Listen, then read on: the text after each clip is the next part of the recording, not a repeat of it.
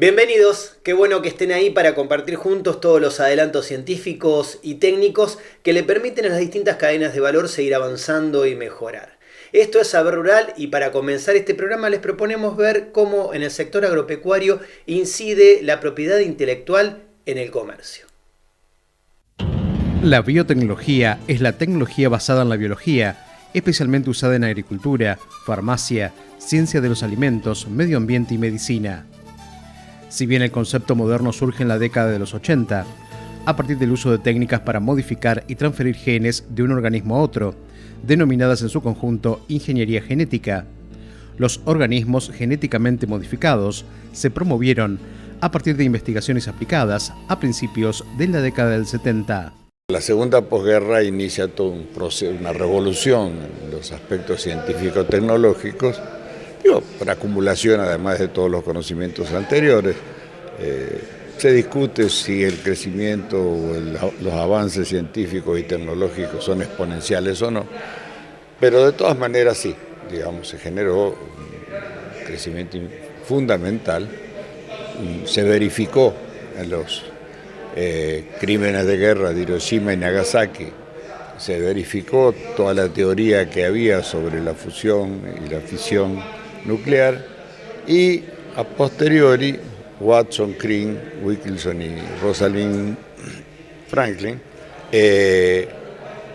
dilucidan la estructura del genoma, lo cual inicia un proceso revolucionario en esta materia, inclusive que en un principio se pensó que podía llevar a la cura del cáncer. Ese era el sueño de Watson y los reclamos de inversión en investigación de Watson fundamentalmente se sentaban en esa idea que él tenía.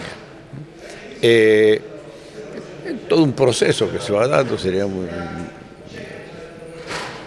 no me correspondería a mí hacer un proceso de evolución de los conocimientos científicos hasta que en un momento se logra, mediante ingeniería genética, operar sobre los genes, ¿no? Operar sobre los nucleótidos, sobre los 4 tipos de nucleótidos,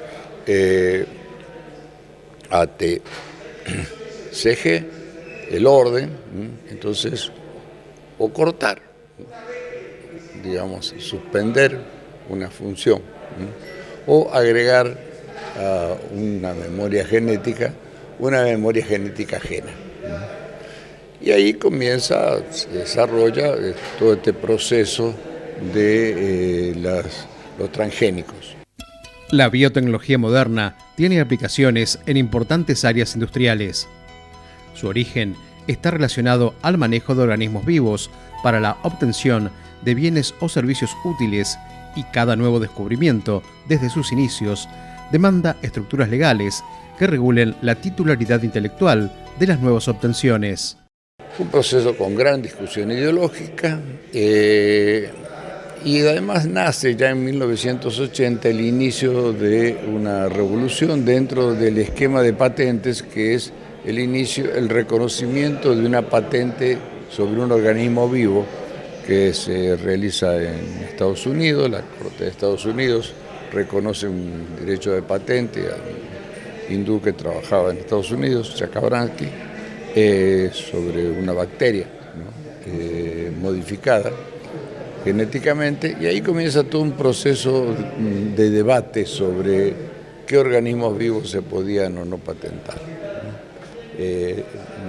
Esta mezcla, ¿no?, de procesos científicos y de debates sobre También con motivo de la Revolución Verde, las grandes corporaciones vieron la posibilidad de explotar el mejoramiento genético y comenzó un proceso internacional, en un principio de muy pocos países, 12, pasaron a ser 6, luego fueron 12, de crear un sistema de protección de las obtenciones vegetales que no fuera la patente, ¿no?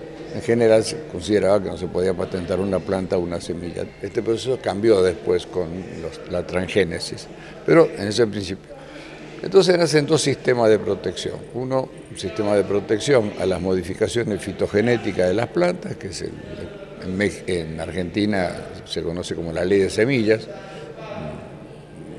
En verdad sería la ley de protección de las multiplicaciones, ¿no?, de vegetales, de la propagación o de la multiplicación, y el sistema de patentes, ¿no?, con una idea de que no se podía proteger a un vegetal o un animal, ¿no?, bajo los dos esquemas: protección de un vegetal como mejora fitogenética y simultáneamente como patente. En verdad lo prohíbe el tratado al que pertenece México y al que pertenece Argentina, que es el Acta 78 de UPOV. Pero hay grandes presiones de las corporaciones para que esto se pueda hacer. En la práctica se hace, ¿no? En la práctica Monsanto intenta o cobra regalías, ¿no?, por patente, ¿no?, de variedad de vegetales que el agricultor además tiene que pagar, ¿no?, la regalía por el registro del fitomejoramiento de una variedad vegetal. Entonces paga 2 regalías. Partiendo del concepto de propiedad intelectual en biotecnología y las condiciones de un sistema en innovaciones vegetales y biotecnología adecuado a la situación y necesidades de cada estado, a nivel global existen pautas y acuerdos que regulan el flujo comercial y los tratados comerciales entre países. La Organización Mundial de Comercio ha dictado, a través del Acuerdo de Marrakech, los grandes, líneas normativas y disciplinas que rigen el comercio internacional. Reglas de origen, medidas sanitarias, obstáculos técnicos al comercio, propiedad intelectual, todo lo que acompaña el intercambio comercial. Esto también ha ido evolucionando. Y por el otro lado, además de las reglas multilaterales donde participan todos, hay bloques regionales, no solo la Unión Europea, el Mercosur, la CAN, la Comunidad Andina de Naciones, por poner ejemplos de Latinoamérica, y entonces la legislación regional en muchos casos facilita la circulación intra y el comercio en el mercado interior. Y actualmente hay muchos tratados de libre comercio entre países desarrollados y en desarrollo, por enfocarlo desde nuestra región. Y bueno, el ejemplo del acuerdo en principio, porque todavía no se suscribió, UE-Mercosur, es un ejemplo de ello, 2 bloques. Es el primer acuerdo entre 2 bloques, esquemas de integración, con todas las complejidades de las disciplinas superpuestas, de la integración y las técnicas del comercio. La tensión comercial en torno a los organismos genéticamente modificados ha escalado entre Estados Unidos y México, debido a la restricción que ha impuesto México al ingreso del maíz transgénico para el consumo humano. El conflicto entre las dos naciones implicaría el cese de importaciones de más de 16 millones de toneladas de maíz amarillo, en su mayoría transgénico, que se compran anualmente a agricultores estadounidenses. En lo que hace a propiedad intelectual, vinculado a estos temas, tenemos fundamentalmente 2 esquemas. Tenemos el esquema de la protección de la variedad, de las fitomejoras, y la protección de las invenciones, digamos, si consideramos así, la modificación genética de una semilla. Son los dos esquemas fundamentales que se debaten estos días. Lo que se debate, además, en especial, es la amplitud de los esquemas de protección de ambos procesos.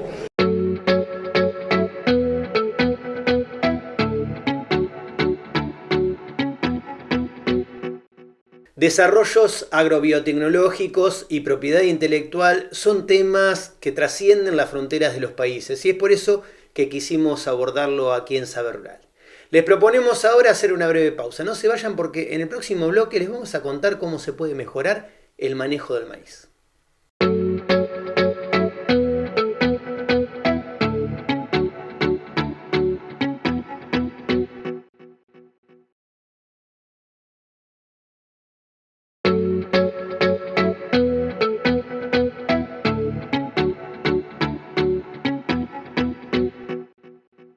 En sistemas integrados de agricultura y ganadería, el maíz ha venido ganando espacio, y para ver cómo se puede mejorar su manejo, compartimos con ustedes este informe.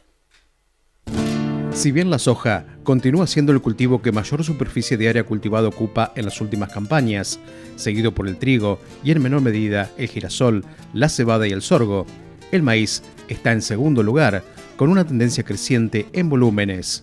Que está creciendo, que en los últimos años viene creciendo muchísimo. De la mano de manejo más adecuado por zonas, precios internacionales, sostenibilidad de los sistemas que mientras los precios no acompañaban se estaban segregando hacia las oleaginosas y en cultivo de verano específicamente a lo que es soja. Durante los últimos años tuvimos un aumento muy importante de la superficie de maíz. Hay un montón de razones para explicar ese aumento, quizás hoy un poco más plafonado, pero que se registró en los últimos años y a nosotros nos tomó un poco por sorpresa a los técnicos, pero también recibimos esa sorpresa con ganas de seguir trabajando en el cultivo. Paulatinamente, el cultivo de maíz se está haciendo presente en la rotación, alcanzando muy buenos rendimientos.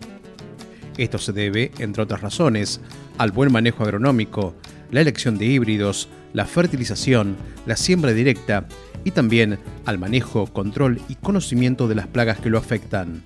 Las estrategias son justamente manejo de densidades o de híbridos. Esa es la estrategia a nivel, digamos, general. En particular, digamos, lo que venimos viendo en esos ambientes restrictivos es que la restricción puntual de la que hablo acá es una restricción porque la textura del suelo es muy gruesa y no alcanza a retener agua, con lo cual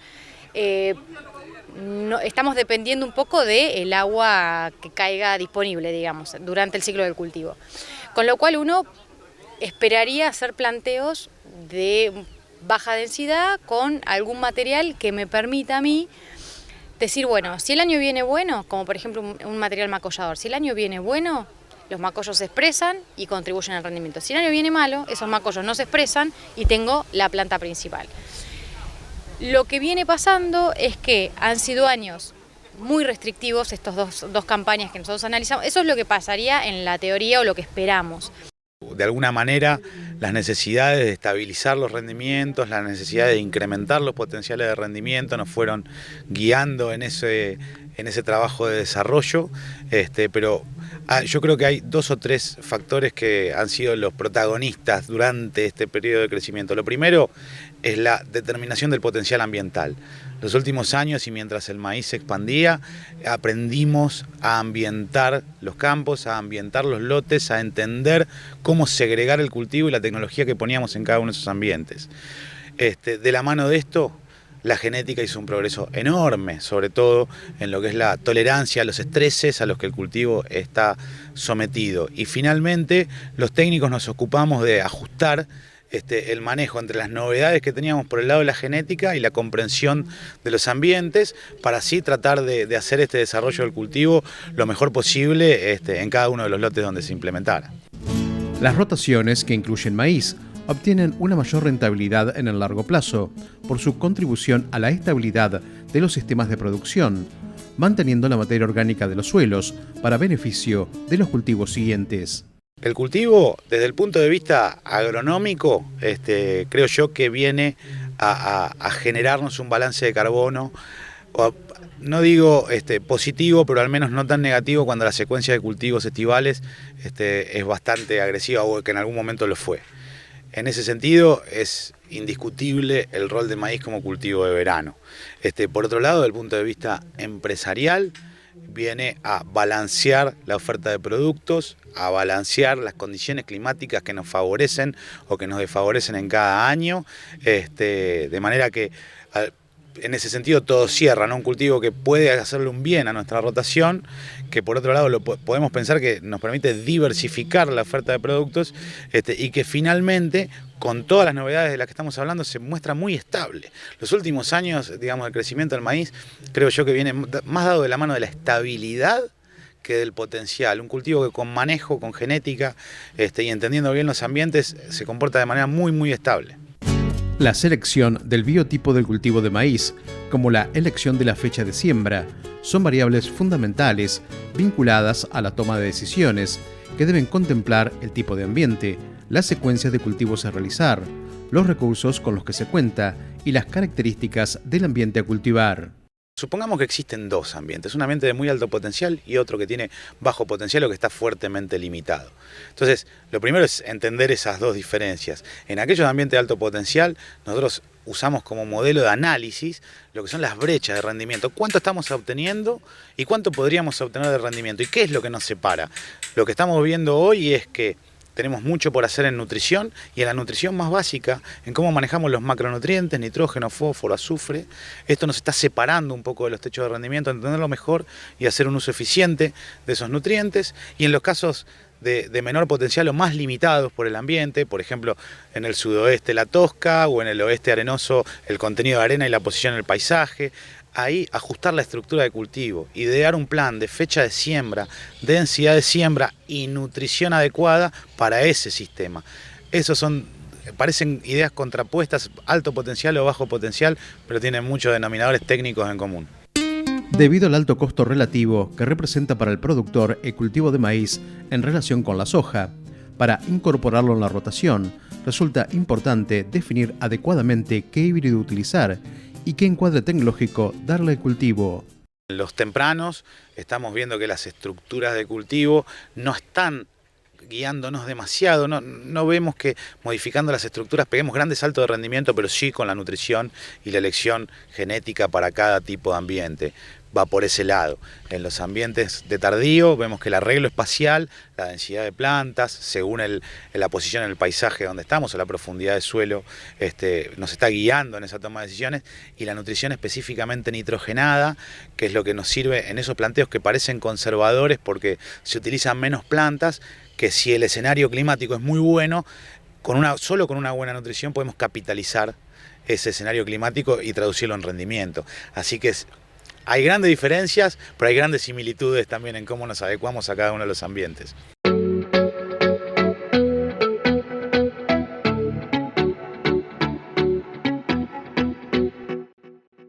Después de ver cómo se puede elevar el resultado productivo y también la calidad de los cultivos de maíz, les proponemos hacer una breve pausa. No se vayan, que enseguida volvemos con mucho más Saber Rural.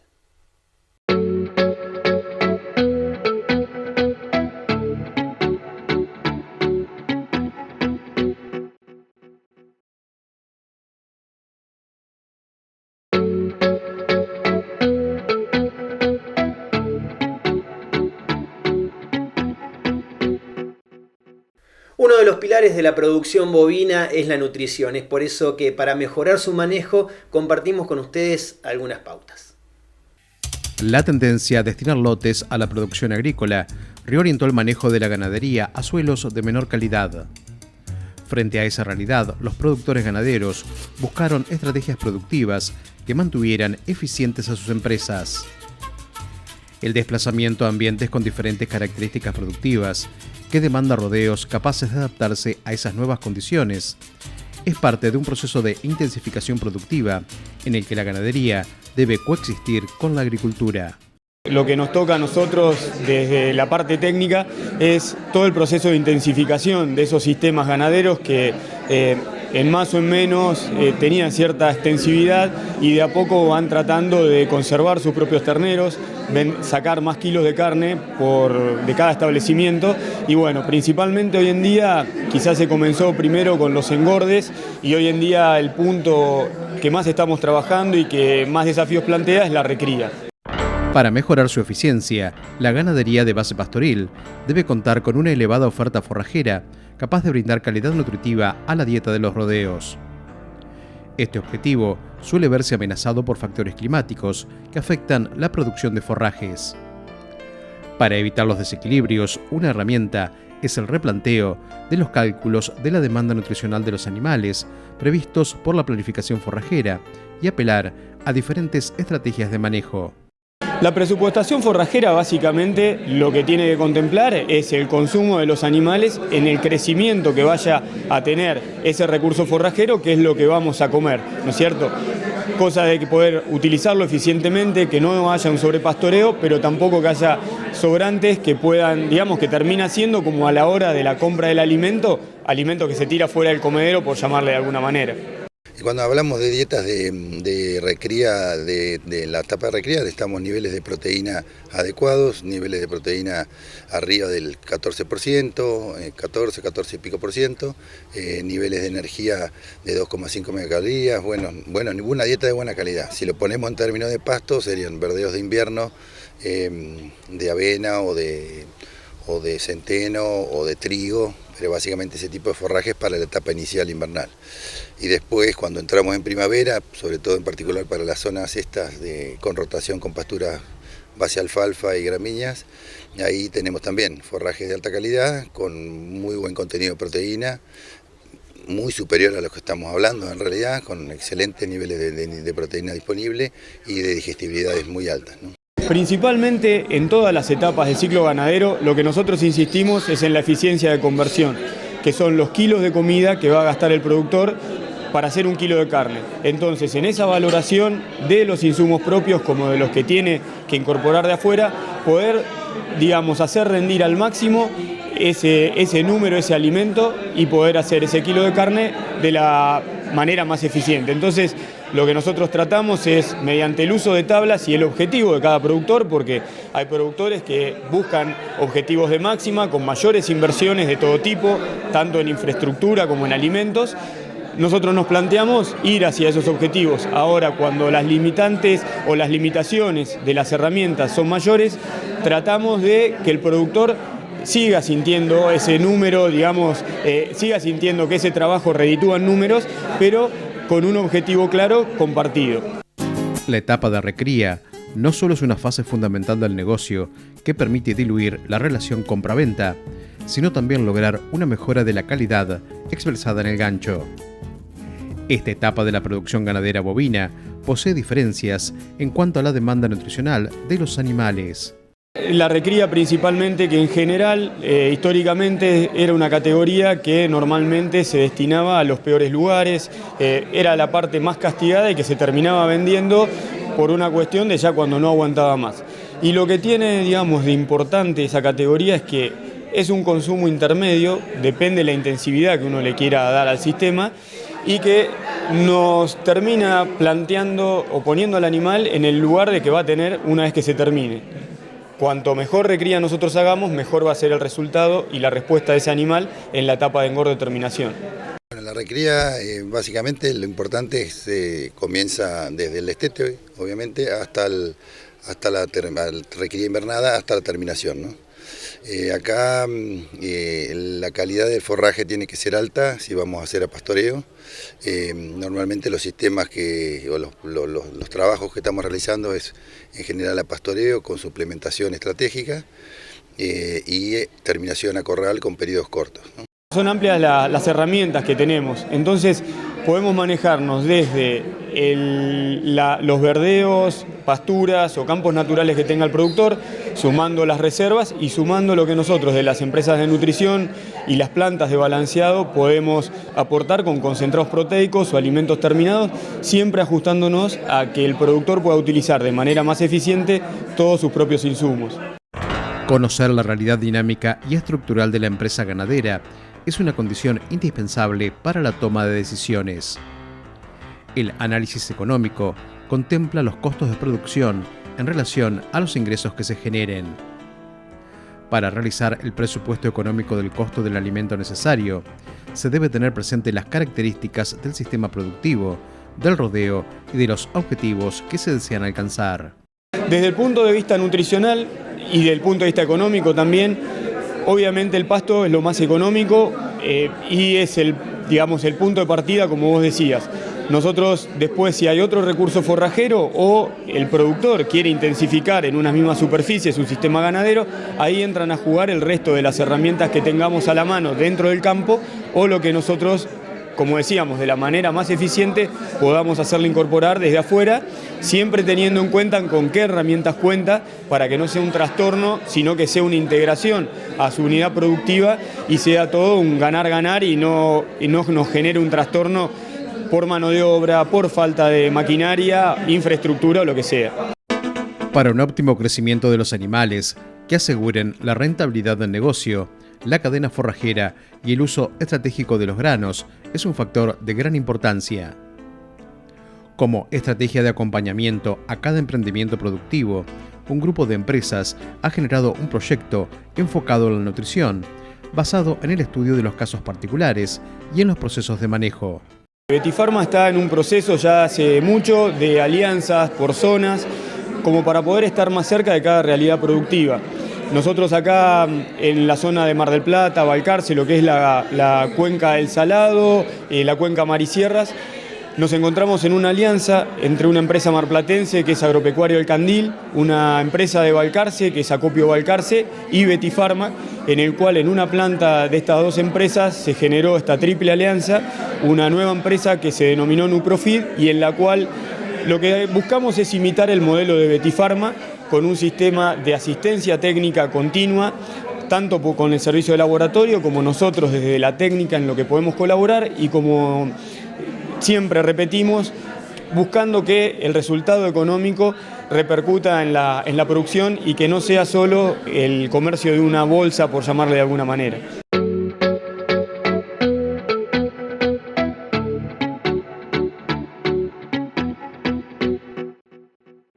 Amigos del campo, de esta manera llegamos al final de este programa. Muchísimas gracias por habernos acompañado una vez más. Nos vamos hasta dentro de 7 días, cuando los estaremos esperando para compartir nuevamente juntos mucho más saber rural. Hasta entonces.